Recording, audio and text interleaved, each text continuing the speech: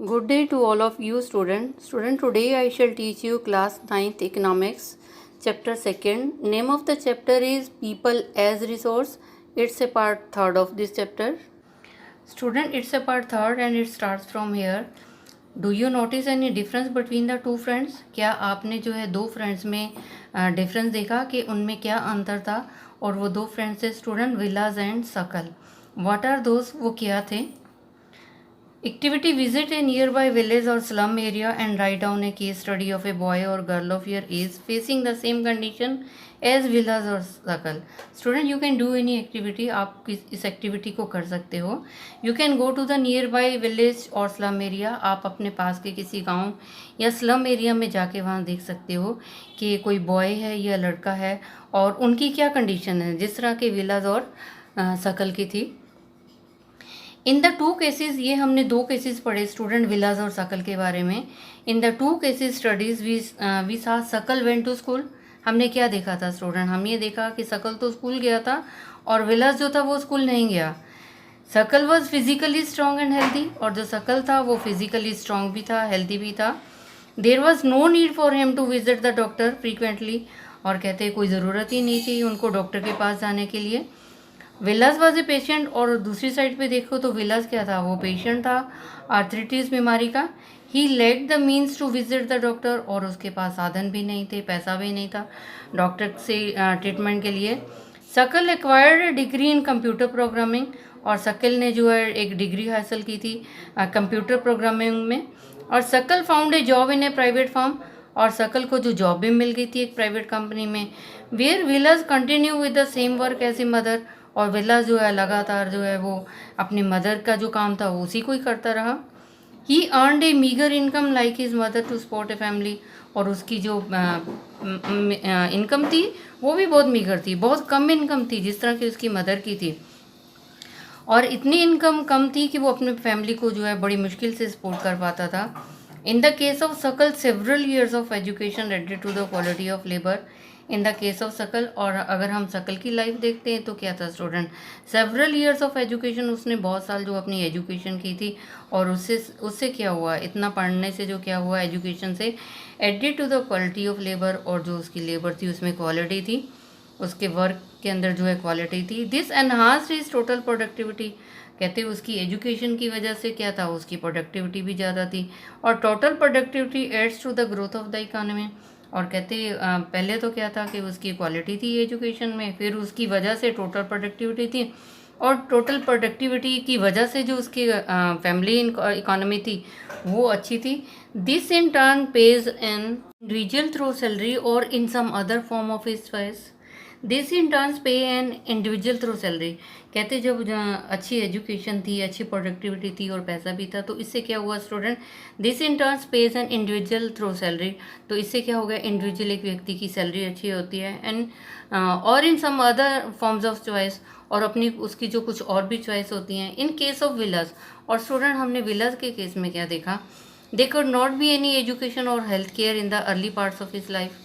और हमने विलास की लाइफ में क्या देखा? There could not be any education, ना तो उसकी एजुकेशन थी ना ही उसकी हेल्थ अच्छी थी, हेल्थ केयर था. In the early part of his life, उसके बचपन में ही जो है उसको एजुकेशन नहीं मिली, और उसकी जो है हेल्थ केयर भी अच्छी नहीं थी. He spends his life selling his fish like his mother, और उसने अपनी लाइफ कैसे बिताई स्टूडेंट? उसने जो है मछली बेची अपने मदर की तरह.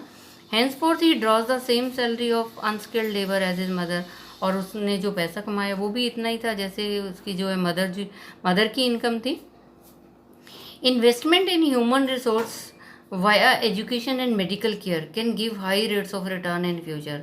तो student, investment in human resources, अगर ह्यूमन रिसोर्सेज में जो है इन्वेस्टमेंट की जाती है, पैसा खर्च किया जाता है उसकी एजुकेशन के ऊपर, मेडिकल केयर के ऊपर जो अगर खर्च किया जाता है, तो उससे स्टूडेंट क्या होता है? Can give higher rate of return of in the future. तो फ्यूचर में क्या होता है? भविष्य में जो है उसका रिटर्न बैक होता है. अगर एजुकेशन अच्छी है, मेडिकल केयर अच्छी है, तो भविष्य में जो है उसका भी जो रिटर्न आता है. तो क्या होता है कि कोई व्यक्ति है अच्छा पढ़ा लिखा है, अच्छी सैलरी कमा लेता है, अगर मेडिकल केयर उसकी अच्छी है, तंदुरुस्त है, तो भी वो जो है एक असेट होता है देश के लिए. This investment on people is the same as investment in land and capital. कहते this investment on the people, कहते जो लोगों पे इन्वेस्टमेंट की जाती है, उनकी एजुकेशन और मेडिकल केयर में एजुकेशन की जाती है, उससे वापस जो है रिटर्न जो है फ़ायदा ही मिलता है। तो ये इन्वेस्टमेंट ऐसे है जैसे हम एक लैंड के ऊपर इन्वेस्टमेंट करते हैं और कैपिटल के ऊपर इन्वेस्टमेंट करते हैं तो हमें लगता है कि हमें मुनाफा मिलेगा। इसी तरह से जब हम ह्यूमन रिसोर्स के ऊपर भी इन्वेस्टमेंट करते हैं तो उससे भी जो है हमें बेनिफिट होता है। And bonds, one invest in shares and bonds expecting higher return in future. तो एक कोई भी जो है जब वो इन्वेस्ट करता है तो उसको उम्मीद होती है कि वो भविष्य में जो है उसको वापस जो है अच्छा इनकम मिलेगी। A child too with investment made on her education and health can yield a high return in the future in the form of higher earning and greater contribution to society। कहते हैं इसी तरह से एक child, जब एक बच्चा होता है तो स्टूडेंट, उसके ऊपर खर्च किया जाता है, इन्वेस्टमेंट की जाती है उसकी एजुकेशन के ऊपर, उसकी हेल्थ के ऊपर जो है इन्वेस्टमेंट की जाती है। तो इससे क्या होता है, can yield A high return, इससे बहुत फ़ायदा होता है फ्यूचर में। और कैसे फ़ायदा होता है student, in the form of higher earning, की उसकी अर्निंग अच्छी होती है और ग्रेटर कंट्रीब्यूशन होता है सोसाइटी, और वो समाज में भी जो उसका अच्छा योगदान होता है। कहते हैं अगर अच्छा पढ़ा लिखा है, हेल्दी है, तो उसका समाज के अंदर भी योगदान होता है। अगर वो पढ़ा लिखा नहीं है या हेल्दी नहीं है, स्ट्रांग नहीं है, तो उसका समाज के अंदर भी कोई योगदान नहीं होता, ना ही फैमिली में होता है। Educated parents are found to invest more heavily on the education of their child. कहते जो एजुकेटेड पेरेंट्स होते हैं, जो पढ़े लिखे पेरेंट्स होते हैं, वो यही चाहते हैं कि हम जो है बच्चों की जो एजुकेशन के ऊपर ज़्यादा से ज़्यादा खर्च करें। Educated parents are found to invest more heavily. Educated parents जो है बहुत ज़्यादा खर्च करते हैं on the education of their children, on the education of their child, अपने बच्चे की एजुकेशन के ऊपर मोर हैवीली ज़्यादा खर्च करते हैं। This is because they have realised, ऐसा क्यों होता है कि वो ज़्यादा खर्च करते हैं, क्योंकि वो रियलाइज़ करते हैं, उनको ये महसूस होता है क्या student, the importance of education for them self, क्योंकि वो एजुकेशन की इम्पोर्टेंस को जानते हैं, उनको ये महसूस होता है, इसलिए वो अपने बच्चे की एजुकेशन के ऊपर जो है पैसा खर्च करते हैं। They are also conscious of proper nutrition and hygiene, और कहते हैं वो ये भी अवेयर होते हैं, वो इस बात में भी सचेत होते हैं कि बच्चे को प्रॉपर न्यूट्रिशन हो, उसकी प्रॉपर डाइट होनी चाहिए और प्रॉपर जो है स्वास्थ्य होना चाहिए, प्रॉपर जो है सफाई होनी चाहिए, इसके बारे में भी वो जो है कॉन्शियस होते हैं। They accordingly look after their children's need for education at school and good health। और जो एजुकेटेड पेरेंट्स होते हैं student, they accordingly look after their children, वो अपने बच्चों की ज़रूरतों को देखते हैं, जो एजुकेशन के लिए ज़रूरत है उसको देखते हैं कि स्कूल में एजुकेशन के लिए किस चीज़ की ज़रूरत है, गुड हेल्थ और उसकी हेल्थ का भी ध्यान करते हैं। ए विर्चुअस साइकिल इज दस क्रिएटेड इन दिस केस। कहते हैं ए विर्चुअस साइकिल, कहते हैं क्वालिटी जो है, विर्चुअस जो है क्वालिटी जो है तभी आती है क्रिएटेड इन दिस केस, कि अगर पेरेंट्स एजुकेटेड हैं तो वो बच्चों को भी पढ़ाते हैं, वो बच्चों को भी वर्चुअल बनाते हैं, बच्चों को भी जो क्वालिटी देते हैं। इन कंट्रास्ट, कहते हैं अगर हम कंट्रास्ट में देखें, ए विशियस साइकिल में be created by disadvantage parents. और कहते हैं विशियस साइकिल है, विर्चुअस साइकिल तो होता है जिसमें क्वालिटी साइकिल है, और विशियस साइकिल होता है जिसमें जो है उसका ऑपोजिट है। विर्चुअस होता है गुड और विशियस होता है बैड। ए बैड जो है, ए विशियस साइकिल में be created by disadvantages parents. कहते वो माँ बाप जिनको जो है कोई फ़ायदा नहीं होता, डिसएडवांटेज होते हैं, जिनको नॉलेज नहीं होती है, जिनको अवेयरनेस नहीं होती है, हु देमसेल्स अनएजुकेटेड। कहते डिसएडवांटेज पेरेंट्स वो होते हैं जो अनएजुकेटेड होते हैं और लैकिंग इन हाइजीन, और जिनको जो है स्वास्थ्य के रिगार्डिंग जो है नॉलेज नहीं होती है। Keep their children in similarly disadvantage state, और वो अपने बच्चों को भी उसी स्थिति में रखते हैं, उस डिसएडवांटेज जिस स्थिति में कोई फ़ायदा नहीं होता बच्चों को भी वहीं रखते हैं। कंट्रीज़ लाइक जापान है इन्वेस्टेड इन ह्यूमन रिसोर्सेज। और स्टूडेंट आपको पता है कि जापान जो है देश जो है उसने क्या किया, इन्वेस्टमेंट किया ह्यूमन रिसोर्सेज पे, उसने ह्यूमन रिसोर्सेज पे अपने पॉपुलेशन के ऊपर जो है इन्वेस्टमेंट किया है। They did not have any natural resource, वहाँ पे उनके पास कोई नेचुरल रिसोर्स नहीं है। These countries are developed rich countries, और कहते हैं ये कंट्रीज़ क्या है, जो जापान की तरह कंट्रीज़ जो हैं वो क्या हैं, डेवलप्ड भी हैं और रिच कंट्रीज़ भी हैं। They import the natural resources needed in their countries, और कहते हैं वो क्या करते हैं, इंपोर्ट करते हैं नेचुरल रिसोर्सेज को they import the natural resources needed in their country. उनके देश में जो है अगर किसी नेचुरल रिसोर्स की ज़रूरत होती है तो वो इम्पोर्ट करते हैं, वो दूसरे देशों से जो है नेचुरल रिसोर्सेज को जो है मंगवा के जो है अपने देश की ज़रूरत को पूरा करते हैं। How did they become rich developed, कहते किस तरह से वो रिच बन गए, किस तरह से वो डेवलप्ड कंट्रीज बन गए। They have invested on people specially in the field of education and health, कहते वो डेवलप्ड इसलिए बने, वो रिच इसलिए बने क्योंकि उन्होंने इन्वेस्ट किया लोगों के ऊपर in the field of education, उन्होंने एजुकेशन फील्ड के ऊपर इन्वेस्टमेंट किया है, खर्च किया है, हेल्थ के ऊपर खर्च किया है, इसीलिए वो डेवलप्ड और रिच कंट्रीज हैं। These people have made efficient use of other resources, और कहते हैं दीज पीपल, और लोगों ने जो है यूज़ किया है उन रिसोर्सेज को अच्छे से यूज़ किया है, जिस तरह के लैंड और कैपिटल्स, इनका जो अच्छी तरह से यूज़ किया है और अपने देश को जो है एक डेवलप्ड और रिच कंट्री बनाया है।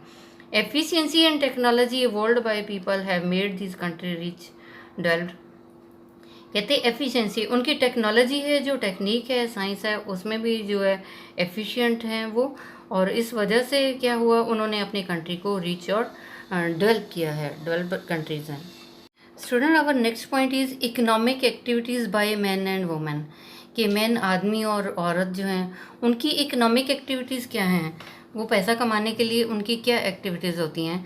लाइक विलाज एंड सकल, स्टूडेंट हम एग्जांपल हमने पहले 2 स्टोरी पढ़ी, विलाज के बारे में और सकल के बारे में पढ़ी, और हमने इसमें डिफरेंस भी देखा कि सकल की लाइफ कैसी थी और विलाज की कैसी थी। Like Vilas and Sakal people have been engaged in various activities, कहते जिस तरह से विला जो है मछली बेचने का काम करता था और सकल को अच्छी जॉब मिल गई थी इन कंप्यूटर प्रोग्रामिंग में, तो इस तरह से लोग भी जो है डिफरेंट एक्टिविटीज़ में जो है एंगेज हैं।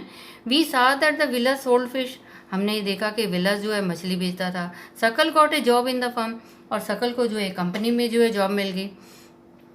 The various activities have been classified into 3 main sectors, तो स्टूडेंट इस तरह से जो वेरियस एक्टिविटीज़ हैं, जो लोग जो है डिफरेंट एक्टिविटीज़ में जो है इकोनॉमिक एक्टिविटीज़ में बिजी होते हैं पैसा कमाने के लिए, अपनी अर्निंग के लिए, अपना घर चलाने के लिए, तो ये जितनी भी एक्टिविटीज़ हैं, इकोनॉमिक एक्टिविटीज़ हैं, इनको क्लासीफाई किया हुआ है 3 मेन सेक्टर्स हैं स्टूडेंट। और 3 मेन सेक्टर्स कौन से हैं, primary, secondary and tertiary sector, ये 3 सेक्टर हैं। और primary sector includes, primary sector में क्या होता है स्टूडेंट, इसमें इंक्लूड होता है एग्रीकल्चर है, फॉरेस्ट्री है, एनिमल हस्बेंड्री, फिशिंग है, poultry, farming, mining and quarrying, ये जो होता है जो माइंस में काम किया जाता है, और ये हमारा आता है प्राइमरी सेक्टर में, जो ये इंक्लूड्स होता है। प्राइमरी जो है जिसमें रॉ मटेरियल होता है, agriculture, forestry, animal husbandry, fishing, poultry farming, mining, acquiring, ये सारी एक्टिविटीज़ जो आती हैं प्राइमरी एक्टिविटीज़ में आती, प्राइमरी सेक्टर में आती हैं। Manufacturing is included in the secondary sector, और मैन्युफैक्चरिंग किस में आता है स्टूडेंट, ये सेकेंडरी सेक्टर में आता है। प्राइमरी में तो होता है रॉ मटेरियल होता है, और मैन्युफैक्चरिंग में क्या है, उस रॉ मटेरियल को जो है फिनिश गुड में बदला जाता है। तो मैन्युफैक्चरिंग जो है, मैन्युफैक्चरिंग में आता है इंडस्ट्रीज़ जो है, हमारी फैक्ट्रीज़ हैं, इंडस्ट्रीज़ हैं, वो जो आती हैं सेकेंडरी सेक्टर में आती हैं। Trade, transport, communication, banking, education, health, tourism, service, insurance etcetera are included in the tertiary sector, और ये जो है टर्शियरी सेक्टर में आता है। फर्स्ट में आपको प्राइमरी सेक्टर बताया, रॉ मटेरियल है, मैन्युफैक्चरिंग में इसको जो है इसको बनाया जाता है इंडस्ट्रीज़ में, और थर्ड आता है टर्शियरी सेक्टर। टर्शियरी सेक्टर में क्या है, इसमें जो है ट्रांसपोर्ट आ जाता है कि उस मटेरियल को ट्रांसपोर्ट किया जाता है, और इसमें टर्शियरी सेक्टर में आ जाता है trade, transport, communication, banking, education, health, tourism, services, insurance, ये सब जो है टर्शियरी सेक्टर में आता है। तो हमारी तीनों एक्टिविटीज़, हमारी जो वेरियस एक्टिविटीज़ हैं, इकोनॉमिक एक्टिविटीज़ हैं स्टूडेंट, इसको हमने 3 जो पार्ट्स में जो है क्लासीफाइड किया है, प्राइमरी सेक्टर, सेकेंडरी सेक्टर और tertiary sectors. The activities in this sector result in the production of goods and services, और तीनों ये जो हमारी जो एक्टिविटीज़ हैं, इनमें क्या होता है, इसका क्या रिजल्ट होता है, प्रोडक्शन ऑफ गुड्स, कहते हैं चीज़ें बनती हैं, फिनिश गुड्स बनते हैं, और सर्विसेज मिलती हैं, लोग जो है इस पर काम करते हैं।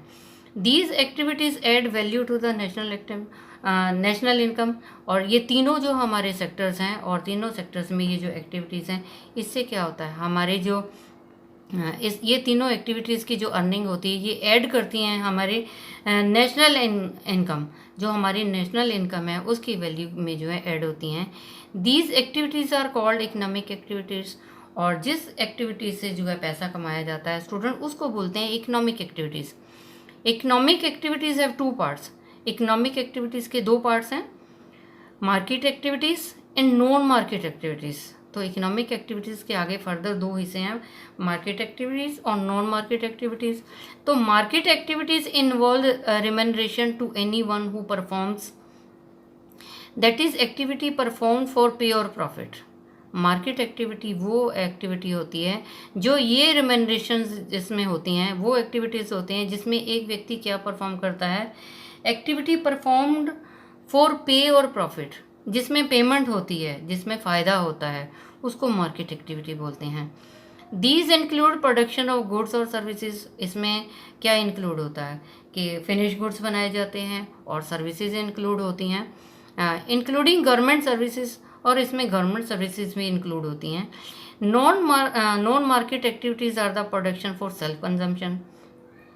और नॉन मार्केट एक्टिविटीज़ वो होती हैं जिसमें प्रोडक्शन तो होती है, प्रोड्यूस तो किए जाते हैं चीज़ें, लेकिन वो सेल्फ कंजम्पशन के लिए होता है, उसको जो है मार्केट में नहीं बेचा जाता। These can be consumption and processing of primary product and own account production of fixed assets. कहते हैं दीज कैन बी कंजम्पशन, उन जो प्रोडक्शन होती है उसको कंज्यूम किया जाता है, वो खुद ही कंज्यूम करते हैं अपने सेल्फ के लिए। And processing of primary product, और ये क्या होता है, process of primary product. Primary product क्या होता है, जिसमें स्टूडेंट रॉ मटेरियल होता है। And own account production of fix asset, और वो उनके लिए ही फिक्स असेट होता है। और एक फैमिली क्या करती है कि कोई भी फैमिली जो है अपने लिए प्रोड्यूस करती है और वो प्राइमरी प्रोडक्ट होता है, फिर वो उसी को जो है अपने लिए उनका जो फिक्स असेट होता है अपने लिए उसको जो है यूज़ किया जाता है। Student, I have taught you part 3 of this chapter. Rest of the thing I shall tell you in the next educational video. I think you might have understood. Student, you tell it to other students so that they can also understand this chapter. And students, stay safe, stay at home, obey your parents. Thank you. Have a nice day. God bless you all.